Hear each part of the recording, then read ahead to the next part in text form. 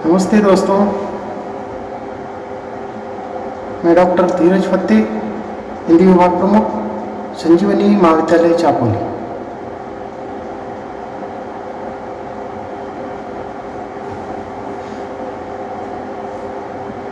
आज के इस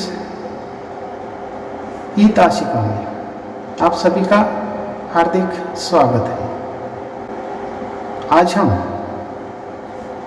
स्वामी रामानंद तीर्थ मराठवाड़ा विश्वविद्यालय नांदेड़ के स्नातक स्तर द्वितीय वर्ष ऐच्छिक हिंदी के पाठ्यक्रम को लेकर चर्चा करने वाले हैं। द्वितीय वर्ष का ऐच्छिक हिंदी का तृतीय और चतुर्थ सत्र का जो प्रश्न पत्र है उसको लेकर आज हम चर्चा करेंगे। तो इस पाठ्यक्रम के अंतर्गत अर्थात तीसरे सत्र का ये जो छठा प्रश्न पत्र है उसका नाम निबंध तथा कथेतर गद्य है। पाठ्यक्रम को देखते समय हमें निबंध क्या है, निबंध का स्वरूप क्या है, निबंधों के प्रकार, निबंधों की व्याख्या, परिभाषा, उसकी चर्चा हमें आगे करनी ही है। उसी प्रकार कथेतर गद्य को भी हमें समझना है। तो इसके बाद सबसे पहले इस पाठ्यक्रम को देखते समय इस पेपर का या प्रश्न पत्र का जो शीर्षक है उसकी हमें चर्चा करनी है, निबंध तथा कथेतर गद्य। तो सबसे पहले हम निबंध की चर्चा करते हैं। अनेक विद्वानों ने निबंध के स्वरूप को स्पष्ट करते समय उसको परिभाषित किया है। उनमें से कुछ पाश्चात्य और भारतीय, विशेषकर हिंदी के कुछ प्रमुख निबंधकारों की परिभाषा को हम देखते हैं। सबसे पहले निबंध विधा के जो जनक कहे जाते हैं फ्रेंच रचनाकार मोंटेन, उन्होंने निबंध की जो परिभाषा की है उसको सबसे पहले हम देखते हैं।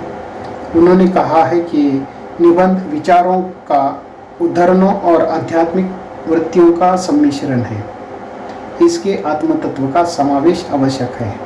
तो इस प्रकार निबंध क्या है? विचारों के उद्धरणों का और आध्यात्मिक वृत्तियों का मिश्रण है। एक तरफ विचार है और दूसरी तरफ आध्यात्मिकता है, और इन दोनों के मिश्रण को उन्होंने निबंध कहा है। लेकिन इसके अंतर्गत आत्मतत्व होना चाहिए, वैयक्तिकता इसके अंतर्गत होनी चाहिए। उसके बाद दूसरे और एक पाश्चात्य विद्वान हैं प्रिस्टले, उन्होंने निबंध को व्यक्त करते समय या निबंध का स्वरूप स्पष्ट करते समय कहा है कि निबंध मौलिक व्यक्तित्व की एक समुचित अभिव्यक्ति है। निबंध क्या है? तो निबंध एक मौलिक व्यक्तित्व की समुचित अभिव्यक्ति है, परंतु मौलिक विचारों की अभिव्यक्ति है। तो इस पर एक मौलिक व्यक्तित्व की जो अभिव्यक्ति है उसको उन्होंने निबंध कहा है। हिंदी के चर्चित निबंधकार जिनका निबंध पाठ्यक्रम के अंतर्गत हमें देखना ही है, आचार्य रामचंद्र शुक्ल हैं। और आचार्य रामचंद्र शुक्ल हिंदी निबंध को परिभाषित करते समय कहते हैं, निबंध उसी को कहना चाहिए जिसमें एक व्यक्तित्व की व्यक्तिगत विशेषता हो। इस प्रकार निबंध किसे कहना चाहिए? तो एक व्यक्ति के व्यक्तित्व को या व्यक्ति के व्यक्तित्व की विशेषता को उन्होंने निबंध कहा है। बहुत सीधी सादी सरल जो परिभाषा है आचार्य शुक्ल जी ने की है कि एक व्यक्ति, वो व्यक्ति कौन है? निबंधकार है। निबंधकार अपने व्यक्तिगत विशेषताओं को निबंध के माध्यम से व्यक्त करता है। उसके बाद और एक महत्वपूर्ण जो विद्वान हैं बाबू गुलाबरा है, उनका भी निबंध पाठ्यक्रम के अंतर्गत हमें देखना है।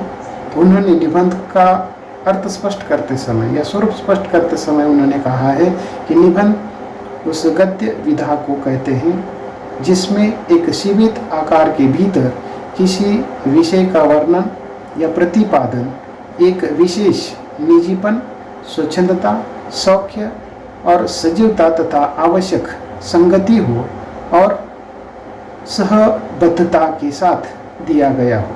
तो इस प्रकार जो उन्होंने कई शब्दों को जोड़ने का प्रयास किया है। निबंध एक गद्य विधा है और उस गद्य विधा को निबंध उन्होंने कहा है जिसमें या जिसका आकार सीमित हो और जिसके भीतर किसी विषय का वर्णन, इनकी कोई भी विषय हो, यहाँ विषय का कोई बंधन नहीं है, किसी भी विषय का वर्णन या उसका प्रतिपादन, परंतु वह विशेष निजीपन के साथ हो, वैयक्तिकता के साथ हो, स्वच्छंदता के साथ हो, सौख्य और सजीवता और आवश्यक जो संगति है उसके साथ, जैसे कि सह संबद्धता के साथ हो, लेकिन यहाँ इन विभिन्न बातों का एक दूसरे के साथ संबंध हो। तो इस प्रकार बाबू गुलाब राय ने भी अपने इस परिभाषा के अंतर्गत, जैसे कि एक सीमित आकार की रचना जिसके भीतर किसी भी विषय का वर्णन प्रतिपादित किया हो, वह एक विशेष निजीपन, स्वच्छंदता, सौख्य, सजीवता की आवश्यक संगति करने वाली रचना के रूप में उसको कहा गया है। उसके बाद हम निबंधों के तत्वों की चर्चा करते हैं। ये जो विषय है, अगर इस पर प्रश्न पत्र के अंतर्गत कोई प्रश्न नहीं आएगा, लेकिन हम निबंध का प्रश्न पत्र देख रहे हैं, निबंध का पेपर देख रहे हैं, तो हमें निबंध का स्वरूप, उनकी कुछ परिभाषाएं, निबंध क्या होता है, उनके तत्व कौन कौन से हैं, हिंदी साहित्य में निबंध की स्थिति या निबंध का विकास किस प्रकार हुआ है, उसकी जानकारी तो होना आवश्यक है। इस दृष्टि से उस पर हम चर्चा कर रहे हैं। तो हम निबंध के तत्वों को देखते हैं। निबंध के 5 अलग अलग तत्व हैं। पहला जो तत्व है वह विषय की विविधता है, अर्थात इस शीर्षक से ही पता चलता है कि यहाँ विषय की विविधता है। निबंध विधा का प्रथम और महत्वपूर्ण तत्व हम इसे कहते हैं। निबंध विश्व के किसी भी विषय पर लिखा जा सकता है, यानी कि यहाँ किसी प्रकार का कोई बंधन नहीं है। किसी भी विषय हो या कोई भी भाव हो, कोई भी कर्म हो, कोई भी विचार हो, कोई भी विषय हो, किसी भी विषय पर निबंध लिखा जा सकता है, यानी कि यहाँ विषय का कोई बंधन नहीं है। विषय की विविधता ये निबंध की सबसे प्रमुख और महत्वपूर्ण विशेषता है। निबंध विधा के लिए विषय का कोई बंधन नहीं है। किसी भी साधारण विषय पर निबंध लिखा जा सकता है और एक क्लिष्ट विषय पर भी निबंध लिखा जा सकता है। एक बात निश्चित है कि निबंध विधा का जो विषय है स्पष्ट करते समय उसे लिखित शब्दों में स्पष्ट कर देना चाहिए। अगर जो हम लिखते हैं, लिखना आवश्यक है, कोई भी विषय हो, और उस विषय पर लिखित शब्दों में अपने जो विचार है उसको स्पष्ट करना चाहिए। निबंध के लिए सम्यक आकार, सम्यक विवेचन महत्वपूर्ण होता है। लेकिन यहाँ कोई भी विषय हो सकता है, लेकिन यहाँ आकार की और विवेचन की मर्यादा होती है। तो ये जो 2 महत्वपूर्ण जो बातें हैं, आकार छोटा होना चाहिए, विवेचन भी सीमित शब्दों के अंतर्गत व्यक्त करना चाहिए, यानी कि यहाँ विषय का कोई बंधन नहीं है। उसके बाद दूसरा जो तत्व है वह संक्षिप्तता का है, अर्थात इसी से संबंधित ये दूसरा तत्व है। आकार की जो सीमा है उससे संबंधित है ये। निबंध आकार से मर्यादित होना चाहिए, उसकी जो सीमा है वह अधिक लंबी नहीं होनी चाहिए, अर्थात निबंध एक सीमित सीमा में ही रहना चाहिए। यह निबंध विधा की महत्वपूर्ण विशेषता कही जा सकती है। जैसे कि कहानी तथा एकांकी की तरह निबंध का आकार भी छोटा होना चाहिए। हम देखते हैं आधुनिक युग के अंतर्गत हर बड़ी रचना का जो छोटा रूप है सामने आया है। उसका प्रमुख जो लक्ष्य या उद्देश्य है वह उसकी आकार को लेकर है, उसकी मर्यादा को लेकर है, इनकी कम से कम समय में उस रचना को हम समझ सकें। तो इस दृष्टि से अन्य हिंदी की जो छोटी विधाएं हैं, जैसे कि कहानी और एकांकी की तरह निबंध का आकार भी छोटा होना चाहिए। छोटे से शब्दों में जो विचार व्यक्त किए जाते हैं वह स्पष्ट होने चाहिए। विचारों के विस्तार के लिए यहाँ कोई गुंजाइश नहीं होती है। इसीलिए तो डॉक्टर श्याम सुंदर दास कहते हैं कि निबंध उसे कहते हैं कि जिसमें सीमित आकार हो। यानी कि श्याम सुंदर दास के अनुसार एक सीमित रचना का नाम निबंध है, या निबंध में उसका जो आकार है वो सीमित होना चाहिए। उसके बाद तीसरी जो विशेषता है व्यक्तित्व की प्रधानता है। अर्थात यहाँ ये भी बहुत महत्वपूर्ण विशेषता है, ये उसका तीसरा महत्वपूर्ण तत्व माना जाता है। निबंधकार अपने निबंध के माध्यम से अपनी जो आत्मा है, अपनी आत्मा को दूसरे आत्मा के पास पहुंचाता है। यानी कि निबंधकार अपने विचारों को दूसरों के पास व्यक्त करता है, यानी कि अपने विचारों को दूसरों तक पहुंचाने का काम करता है। तो इस प्रकार एक आत्मा दूसरी आत्मा के पास पहुंच रही है। निबंध में निबंधकार अपने व्यक्तित्व की अभिव्यक्ति करता है। उसका जो व्यक्तित्व है, उसका जो आईना है, उसके व्यक्तित्व का जो आईना है वह निबंध है। निबंध में लेखक क्या करता है, अपने निजी व्यक्तित्व की जो छाप है वह छोड़ता है। और इस प्रकार देखिए एक महत्वपूर्ण जो बात है कि निबंधकार अपने इस निबंध के माध्यम से अपने व्यक्तित्व की जो छाप है छोड़ता है, और वो छोड़ना भी चाहिए। इसीलिए तो आचार्य रामचंद्र शुक्ल जी कहते हैं कि निबंध उसे कहना चाहिए जिसमें व्यक्तित्व की छाप हो। जिसमें व्यक्तित्व की छाप है उसे निबंध कहना चाहिए। इस प्रकार की बात आचार्य रामचंद्र शुक्ल जी करते हैं। निबंधकार अपने निबंध के माध्यम से व्यक्तित्व को सामने लाता है। अगर संक्षेप में अगर कहा जाए तो व्यक्तित्व की जो प्रधानता है निबंध की प्रमुख विशेषता है। लेकिन निबंध के अंतर्गत जो भी चित्र स्पष्ट होता है वह व्यक्तित्व का होता है। व्यक्ति के व्यक्तित्व का चित्रण करना निबंध का प्रमुख उद्देश्य रहा है। उसके बाद चौथी जो विशेषता है वैयक्तिक प्रतिभा या निजी अनुभव है। जैसे कि अभी हम उसकी चर्चा कर रहे थे, ये जो वैयक्तिकता है, वैयक्तिक जो प्रतिभा शक्ति है उसका प्रदर्शन करना या उसको दिखाने का जो काम है निबंध के माध्यम से किया जाता है। हमारा जो निजी अनुभव है उसके अंतर्गत व्यक्त होता है। निबंध विधा के अंतर्गत निबंधकार की जो वैयक्तिक प्रतिभा है उसका विकास होता है। वह अपनी प्रतिभा के बल पर अपनी जो कल्पना है या अपनी जो कल्पना है उस कल्पना या अपनी प्रतिभा शक्ति के बल पर अपने जो निजी अनुभव है उसको व्यक्त करता है। तो इस प्रकार हम देखते हैं कि निबंधकार अपने प्रतिभा शक्ति या अपने जो कल्पना शक्ति है, अपना जो निजी अनुभव है उसके आधार पर उसका जो ज्ञान का जो भंडार है वह अभिव्यक्त करता है, निबंधों के अंतर्गत उसको व्यक्त करता है। यानी कि एक प्रकार से वह विभिन्न बातों को निबंध के माध्यम से व्यक्त करने का प्रयास करता है।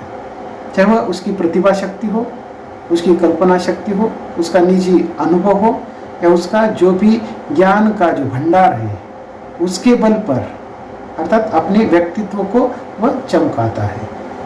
अगर हम निबंध विधा से हमारे जो भाव है, अपनी जो अनुभूति है या अपनी जो कल्पना है उसको जैसे कि उस लेख के माध्यम से व्यक्त करते हैं।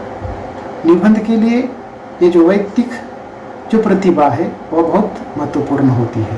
तो इस प्रकार अपने इस वैयक्तिक प्रतिभा को, अपने निजी अनुभवों को, अपनी कल्पना शक्ति को, अपने ज्ञान को चमकाने का जो प्रयास है वह निबंध के माध्यम से किया जाता है।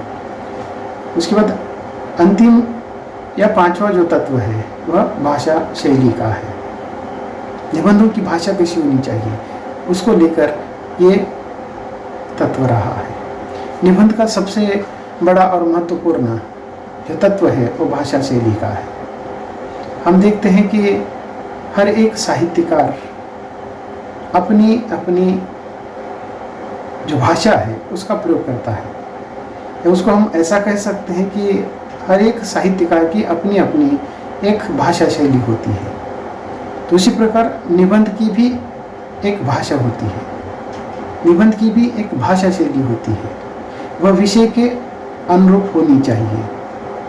हिंदी के जो विद्वान हैं डॉक्टर नगेंद्र, उन्होंने इसके संदर्भ में कहा है कि उन्होंने अपने निबंधों के विवेचन में, जैसे कि जब नगेंद्र जी अपने निबंधों के अंतर्गत अपने व्यक्तित्व का विवेचन करते हैं तो उर्दू अंग्रेजी शब्दों का उसके अंतर्गत मिश्रण करते हैं।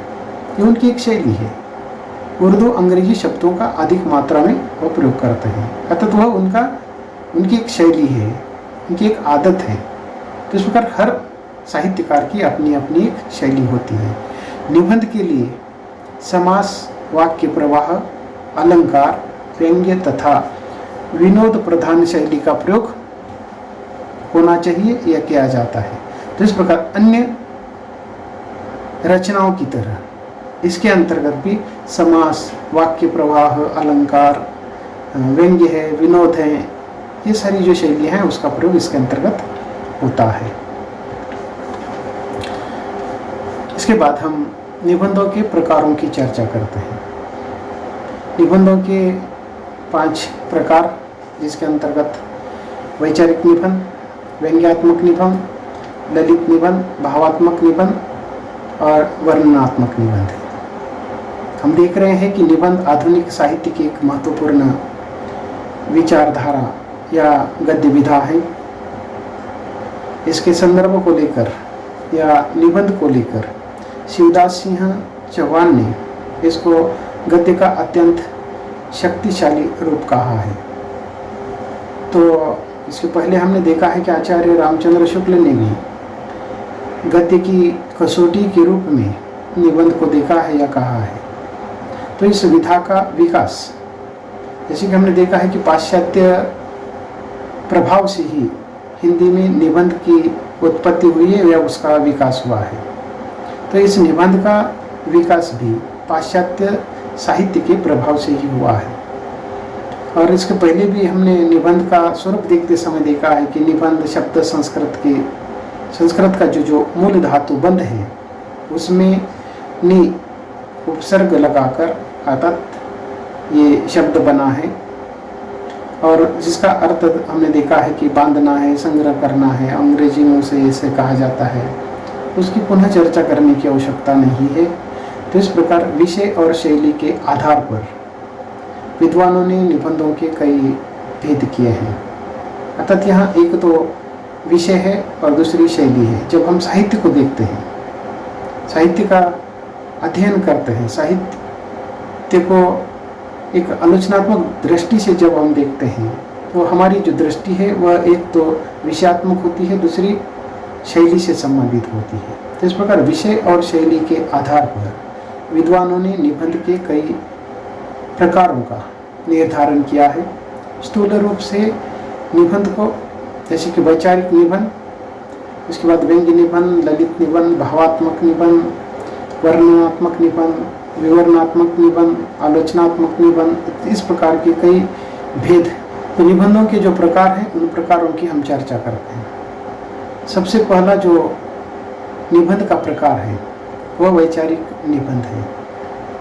वैचारिक निबंध विधा का महत्वपूर्ण प्रकार माना जाता है। जिन निबंधों में विचार अथवा बुद्धि तत्व की प्रधानता होती है, तब वैचारिक निबंध किसे कहते हैं? तो जिन निबंधों में विचार होते हैं या बुद्धि तत्व की प्रधानता होती है, तो ऐसे जो निबंध होते हैं उन्हें वैचारिक निबंध कहा जाता है। वैचारिक निबंध में सबल बुद्धि तत्व का आग्रह होता है, यानी कि जो बुद्धि तत्व है उसका जो बल है, उसकी जो प्रतिभा है, उसका आग्रह अधिक होता है। भावना और कल्पना का जो महत्व है यहाँ कम होता है, यानी कि हम भावना कम होती, विचार अधिक होते हैं, कल्पना नहीं होती है। भावना और कल्पना को यहाँ स्थान नहीं है। समाज, संस्कृति तथा राजनीति जैसे जो विषय हैं, इन विषयों पर मौलिक और चिंतन परक जो विचार हैं वो प्रकट किए जा सकते हैं। और ये इस प्रकार के जो विषय हैं, इन विषयों पर आधारित इस प्रकार के वैचारिक जो निबंध हैं वो लिखे जाते हैं। उसके बाद दूसरा निबंधों का जो प्रकार है व्यंग्यात्मक निबंध है। व्यंग्यात्मक निबंध इसका दूसरा महत्वपूर्ण प्रकार हम कह सकते हैं। ऐसे निबंधों में हास्य महत्वपूर्ण होता है और इस प्रकार के निबंधों को हास्य प्रधान निबंध कहा जाता है। इन निबंधों में समाज के या धार्मिक जो विश्वास है, परंपरा है, साहित्य या सरकार आदि पर इसकी व्यंग्य किया जाता है। यानी कि इसके अंतर्गत विषय कोई भी हो सकता है। तो निबंध के माध्यम से किसी भी विषय पर अर्थात हम यहाँ व्यंग्य करते हैं। निबंध का यह दूसरा महत्वपूर्ण भेद है। ऐसे निबंध हास्य प्रदान होते हैं, तो इसके अंतर्गत हास्य महत्वपूर्ण होता है। तो इस प्रकार के निबंधों के विषयों में समाज का कोई भी विषय हो सकता है, धार्मिक विषय हो सकता है, कोई भी परंपरा हो सकती है, कोई साहित्यिक विषय हो सकता है, या कोई सरकार या राजनीति से संबंधित कोई विषय हो सकता है। तो इन विभिन्न विषयों पर जब हम व्यंग्य करते हैं और उस व्यंग्य के माध्यम से जब हास्य उत्पन्न होता है, तो इस प्रकार के निबंधों को हम व्यंग्यात्मक निबंध कहते हैं। हिंदी साहित्य के अंतर्गत इस प्रकार के अनेक निबंध हमें देखने को मिलते हैं। प्रमुख निबंधकार और प्रमुख निबंधों की अगर चर्चा करनी है तो नामवर सिंह का एक निबंध बलकम खुद, तो इस प्रकार का एक निबंध है। उसके बाद प्रभाकर माचवे का खरगोश के सिंह और हरिशंकर परसाई का पगडंडियों का जमाना, ये उदाहरण के तौर पर हम देख सकते हैं। तो इन निबंधों के अंतर्गत व्यंग्य हमें देखने को मिलता है। हिंदी निबंधकारों के अंतर्गत जैसे कि विशेषकर व्यंग्यकार के रूप में हरिशंकर परसाई का उल्लेख हम कर सकते हैं। शरद जोशी का भी नाम महत्वपूर्ण रहा है। व्यंग्यात्मक निबंध में कल्पना के द्वारा शाब्दिक चमत्कार करने का जो प्रयास इसके अंतर्गत होता है। तो इस शाब्दिक चमत्कार द्वारा अर्थ की जो व्यंजकता है, उस व्यंजकता के साथ साथ जो वास्तविकता है उसको प्रस्तुत करने का प्रयास किया जाता है। हिंदी निबंध साहित्य में व्यंग्य द्वारा सामाजिक जो विसंगतियां हैं, कल्पनाओं तथा विद्रूपताओं पर व्यंग्य किया जाता है। तो इस प्रकार विषय कोई भी हो सकता है, उस विषय को हम विद्रूपता के माध्यम से व्यक्त कर सकते हैं, काल्पनिकता के माध्यम से व्यक्त कर सकते हैं, और जिसके साथ साथ जैसे कि हास्य को हम व्यक्त कर सकते हैं या निर्माण कर सकते हैं। तीसरा जो निबंध का प्रकार है ललित निबंध का है। हमें जो पाठ्यक्रम में एक ललित निबंध है उसको भी देखना है। तो ये ललित निबंध क्या है? तो आधुनिक युग में एक नई विधा के रूप में ललित निबंध की ओर देखा जाने लगा है। ललित निबंध का विकास देखते समय या उसका स्वरूप देखते समय इस प्रकार के जो निबंध हैं, इन निबंधों में लेखक का जो व्यक्तित्व है वह प्रधान होता है। निबंधों के अंतर्गत यानी कि विशेषकर ललित निबंधों के अंतर्गत निबंधकार का जो व्यक्तित्व है वह मुख्य होता है। इसके अंतर्गत जो विषय होता है वो केवल एक बहाना होता है, परंतु उस विषय के माध्यम से अर्थात इसके अंतर्गत अधिक जो बल है निबंधकार के व्यक्तित्व पर होता है।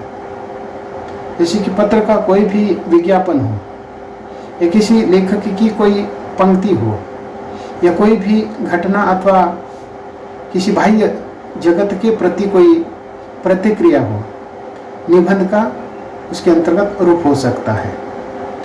इस प्रकार के जो निबंध होते हैं उसकी भाषा सरल होती है और लेखक का जो व्यक्तित्व है हमारे सामने उपस्थित होता है।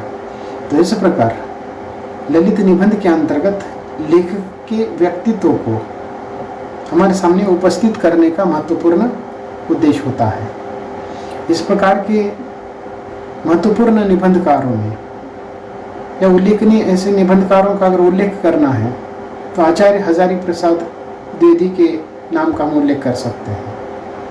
हिंदी साहित्य के अंतर्गत ललित निबंधकार के रूप में या हिंदी विधा के अंतर्गत ललित विधा को विकसित करने का श्रेय आचार्य हजारी प्रसाद द्विवेदी को ही जाता है। सबसे पहले हिंदी साहित्य में इस प्रकार के ललित निबंधों का विकास या ललित निबंधों का आरंभ करने का काम आचार्य हजारी प्रसाद द्विवेदी ने किया है। उनके अनेक निबंध ललित निबंध के अंतर्गत आते हैं। यहाँ चर्चा के लिए हजारी प्रसाद द्विवेदी के अशोक के फूल को हम देख सकते हैं। इसके साथ साथ अन्य भी ऐसे अनेक निबंधकार हैं जिन्होंने ललित निबंध के अंतर्गत लेखन किया है। गुलाब राय का मेरी असफलताएं नाम का जो निबंध है इसी प्रकार का निबंध रहा है। उसके साथ ही रामधारी सिंह दिनकर का रेती के फूल, उसके साथ साथ प्रभाकर माचवे का खरगोश की सिंह, इस प्रकार की कुछ प्रमुख निबंधों का उल्लेख हम ललित निबंध के उत्कृष्ट नमूने के तौर पर हम ले सकते हैं। इस प्रकार के निबंधों में निबंधकार अपनी निजी बात कहकर पाठक की सहानुभूति प्राप्त करता है। इस प्रकार ललित निबंध के अंतर्गत निबंधकार अपनी जो बात है, अपनी जो अनुभूति है उसको उसके अंतर्गत व्यक्त करता है और पाठक की सहानुभूति प्राप्त करता है। साथ ही निबंधकार ऐसे निबंधों में सुख दुख या जो संताप है, इस प्रकार के जो भाव हैं वैयक्तिक भावों को प्रमुखता देता है। यानी कि इसके अंतर्गत जो भी भाव व्यक्त हो रहा है वह निबंधकार का भाव है, चाहे वह सुख दुख का भाव हो, किसी प्रकार का कोई अभाव हो या कोई संताप हो, तो ये सारा वैयक्तिक होता है। अपने वैयक्तिक भावों को वह प्रधानता देता है। उसके बाद चौथा जो निबंध का प्रकार है वो भावात्मक निबंध है। भावात्मक निबंध के अंतर्गत जैसे कि वैचारिक निबंध के अंतर्गत जिस प्रकार विचारों की प्रधानता होती है, उसी प्रकार या भावात्मक निबंध के अंतर्गत भाव तत्व या भावात्मकता की प्रधानता होती है। तो इस प्रकार के जो निबंध होते हैं उन्हें हम भावात्मक निबंध कहते हैं। इनमें भावना या मन, हृदय या जो रागात्मक तत्व है उसकी प्रधानता होती है। यानी कि जो भी कुछ यहाँ व्यक्त हो रहा है वह भाव से संबंधित है, हृदय से संबंधित है, या जो राग होते हैं, हृदय के जो राग होते हैं उससे संबंधित होते हैं, उनकी प्रधानता यहाँ होती है। इसमें विवेचन और विश्लेषण इस प्रकार किया जाता है कि जिसके अंतर्गत लेखक जिस भाव से या जिस भाव को वह संप्रेषित कर रहा है, जिस भाव को वह व्यक्त कर रहा है, वह भाव पाठक के मन को अपना भाव लगता है। यानी कि भले ही उस निबंध में निबंधकार अपने भावों को व्यक्त कर रहा है, अपने हृदय को व्यक्त कर रहा है, परंतु वही भाव पाठक को ऐसा लगता है कि वो भाव मेरा है। तो इस प्रकार भावनात्मक निबंध के अंतर्गत निबंधकार का जो हृदय है, निबंधकार के हृदय का जो आनंद है, विषय का जो आकर्षण है, आकर्षण की जो ममता है, उसका दर्शन इसके अंतर्गत होता है। भावनात्मक निबंधों के अंतर्गत प्रमुख और चर्चित निबंधकारों में डॉक्टर रघुवीर सिंह के शेष स्मृतियाँ, इस निबंध का उल्लेख हम कर सकते हैं। साथ ही माखनलाल चतुर्वेदी का जो भावनात्मक निबंध है साहित्य देवता, इसी श्रेणी का एक महत्वपूर्ण या चर्चित निबंध रहा है। बालकृष्ण भट्ट, माखनलाल चतुर्वेदी, रामोरक्ष बेनीपुरी, सरदार पूर्ण सिंह, अर्थात इस श्रेणी में आने वाले श्रेष्ठ ऐसे निबंधकार रहे हैं। उसके बाद अंतिम जो निबंध का प्रकार है वर्णनात्मक निबंध है। तो वर्णनात्मक निबंध के अंतर्गत यहाँ वर्णन की प्रधानता होती है, यहाँ वर्णन होता है। और जिस निबंधों में वर्णन की प्रधानता होती है उन निबंधों को वर्णनात्मक निबंध कहा जाता है। ऐसे ही निबंधों में किसी वस्तु, व्यापार, दृश्य, घटना, उत्सव, मेला आदि का सजीव वर्णन होता है। तो इस प्रकार विषय कोई भी हो, उस विषय का यहाँ वर्णन होता है, या जिस विषय का वर्णन किया जाता हो ऐसे ही विषय का सजीवता के साथ वर्णन किया जाता है। इस श्रेणी के निबंधकारों में विद्यानिवास मिश्र का हम उल्लेख कर सकते हैं, जिनके निबंधों में या जिनके निबंधों के विषयों का जो वर्णन है बहुत ही सजीवता के साथ किया जाता है। तो इस प्रकार लेखन की जो शैली है या विषय और उसका जो स्वरूप है उसके आधार पर निबंधों को हम देख सकते हैं।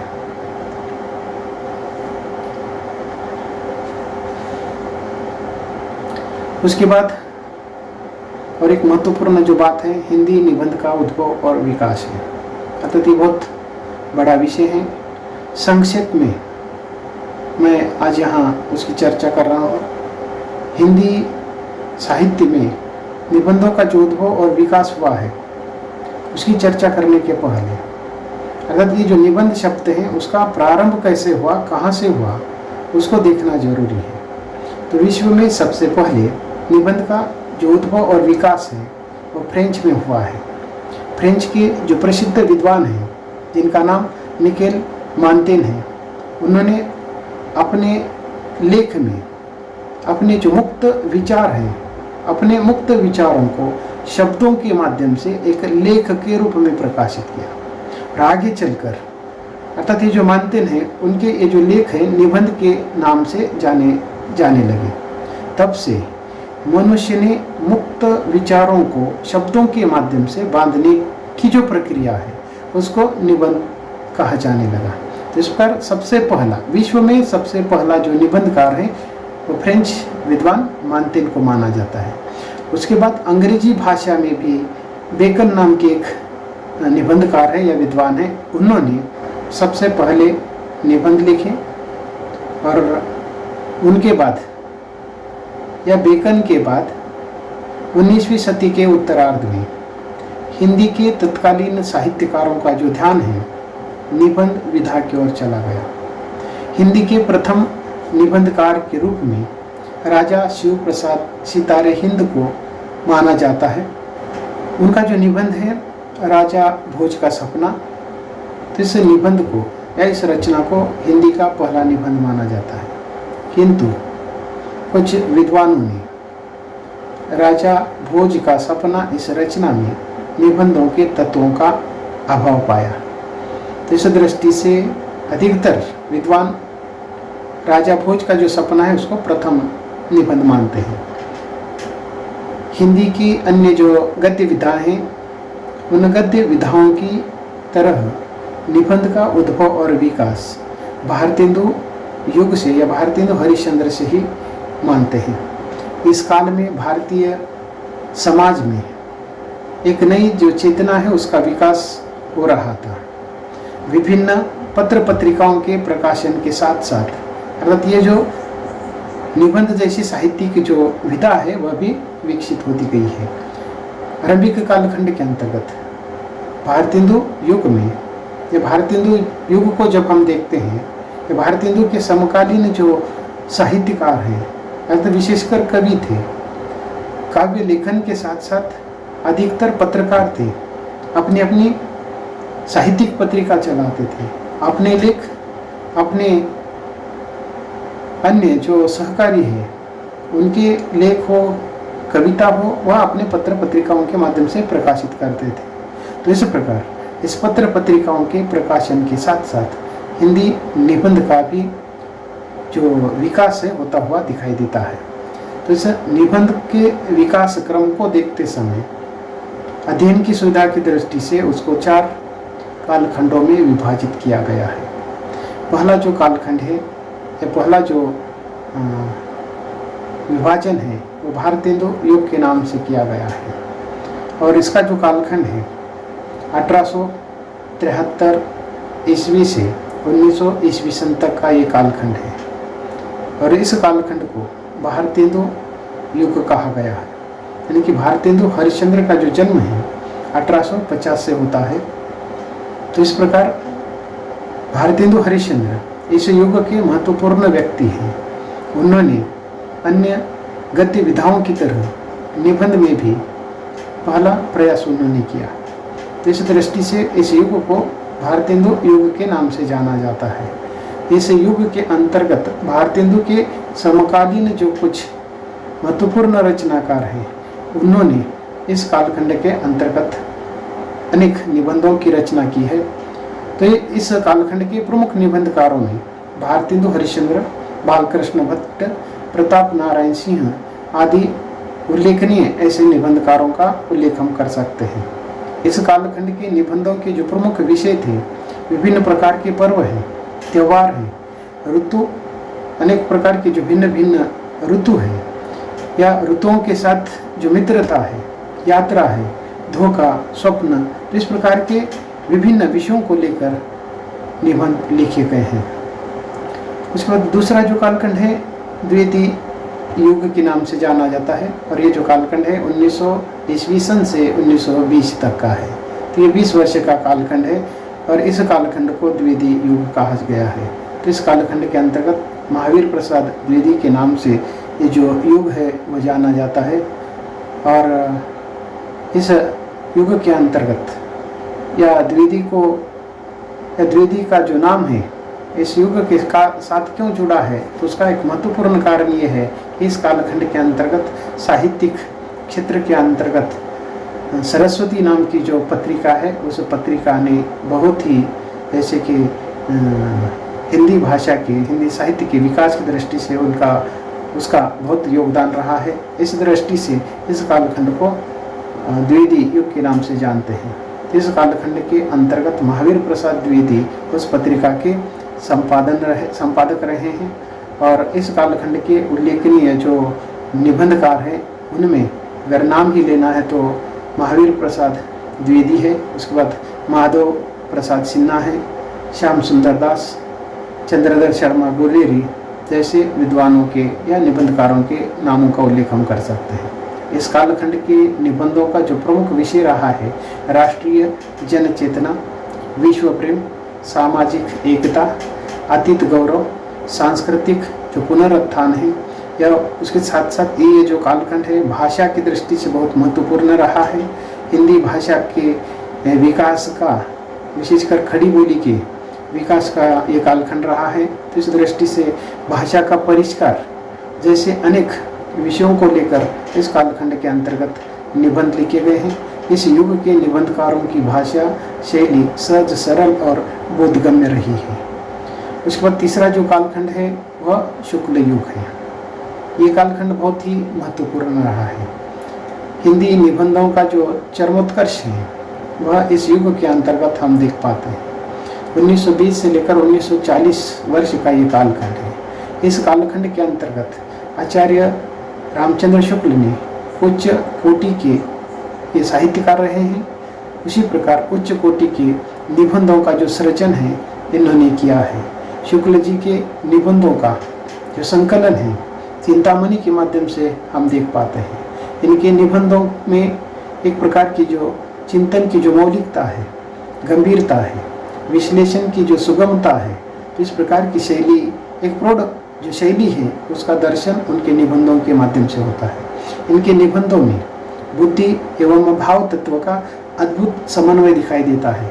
तो इस युग के उच्च कोटि के निबंधकार के रूप में आचार्य रामचंद्र शुक्ल रहे हैं। उनके साथ साथ इस कालखंड के प्रमुख और चर्चित निबंधकारों में उल्लेखनीय जो निबंधकार हैं जिसके अंतर्गत जयशंकर प्रसाद है, गुलाब राय है, माखनलाल चतुर्वेदी है, राहुल सांस्कृत्य है, धीरेन्द्र वर्मा आदि उच्च कोटि के निबंधकारों में गिने जाते हैं। इनके निबंधों में हम कोमलता, तरलता और चित्रात्मकता को प्राप्त करते हैं। इस युग को हिंदी निबंध के विकास का स्वर्ण युग कहा जाता है। इस युग के निबंधों में संस्कृति, इतिहास, मनोविज्ञान आदि अनेक विषयों पर निबंध लिखे गए हैं। उसके बाद हिंदी साहित्य के विकास क्रम का जो चौथा चरण है, शुक्लोत्तर युग 1940 से लेकर आज तक का जो कालखंड है, इस युग के अंतर्गत आता है। शुक्ल युग का जो प्रभाव है इस युग पर दिखाई देता है। इस युग में विभिन्न विषयों पर निबंध लिखे गए हैं, जिसमें साहित्य, संस्कृति, कला, राजनीति आदि विषयों की जो समस्या है, इन विभिन्न समस्याओं को लेकर निबंध लिखे गए हैं। इसके साथ ही विचारात्मक, भावात्मक, वर्णनात्मक, समीक्षात्मक आदि सभी प्रकार के जो निबंध हैं इस कालखंड के अंतर्गत लिखे गए हैं। इस कालखंड के प्रमुख निबंधकारों में उल्लेखनीय जो निबंधकार हैं, जिसके अंतर्गत नंद दुलारे वाजपेयी, डॉक्टर नगेंद्र, दिनकर, रामविलास शर्मा प्रमुख निबंधकारों में गिने जाते हैं।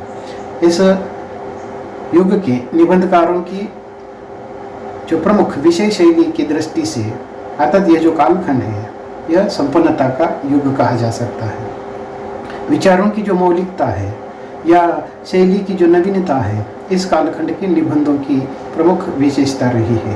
तो इस प्रकार इस कालखंड के जो प्रमुख निबंधकार हैं, जिनका उल्लेख अभी हमने किया ही था, लेकिन ये जो कालखंड है बहुत बड़ा कालखंड है।